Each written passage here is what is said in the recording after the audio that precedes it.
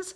Good to see everybody. I can't really see you, but I'm pretending that I can. I'm making pictures in my mind of all you little sweeties sitting out in your desks, behaving yourselves, doing what you're supposed to be doing. Okay, so today we're not reading a chapter in Winn Dixie. We are going to do a little activity.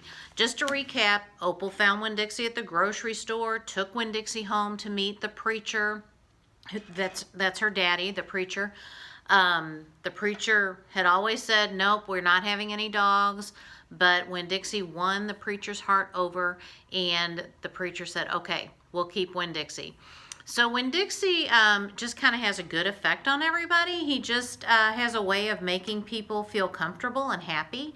So Opal gets up the courage to ask her dad about her mom. Opal's mom left when Opal was only 3 years old, and she doesn't remember much about her mom at all. And so she's always been afraid to say anything to her dad because she feels like it makes him sad. But Winn Dixie helps give her the courage. You know, she has a right to know. That's her mom. And she's 10 years old now. So Winn Dixie helps Opal get the courage to ask the preacher to tell 10 things about her mom. And so in chapter 4, we found out the 10 things the preacher told Opal about her mama. He said different things like she could run fast, she loved a good story, she drank too much. So we found out some things about her mom. Well, today you're going to write 10 things about you, okay? So think about if somebody were to describe you, things that you like, maybe the way you look. 10 things about you is what you're going to do for today's activity. We're not reading a chapter, but just finding out 10 things about you. So again, you're just going to get a little piece of paper, and on mine I wrote my name up at the top. I put Julie, and then I did not write my 10 things, but I numbered it, skipping lines between so that it looks nice and neat. But I would write 10 things about myself. Like maybe I would say, I teach 3rd and 4th grade reading, and I love kids. My students are the best in the whole wide world. Might be some things that I put down, okay? So 10 things, like if we were to read your 10 things out loud and not say who they were, people might be like, oh, that sounds like so-and-so, because I know they like those things.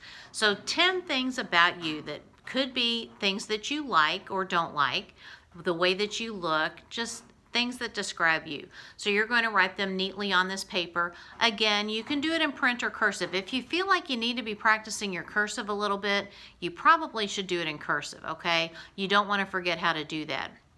And if some of you might feel like you write better in cursive and you want to do that, or you can go faster in cursive. So 10 things about yourself.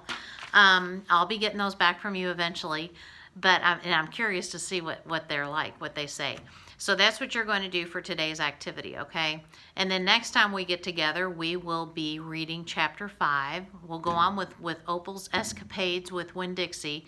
Again, if you want to read ahead, you can, but don't tell anybody what happens. Don't. When we get back together, I expect you to follow along with where we are in the book, okay? But mum's the word. Don't. If you find out what happens, I don't want you to tell anybody. And I hope that if you do go ahead and read it, you use that southern voice, because that kind of helps you understand or kind of get into the character, so that it helps you comprehend what you're reading a little bit better too, okay? All right, you're being awesome. I know you are doing your work so well. Hang in there, and I'll see you again soon, or talk to you again soon when we get back to chapter 5. Okay, have a great day, guys. I'll see you later. Bye.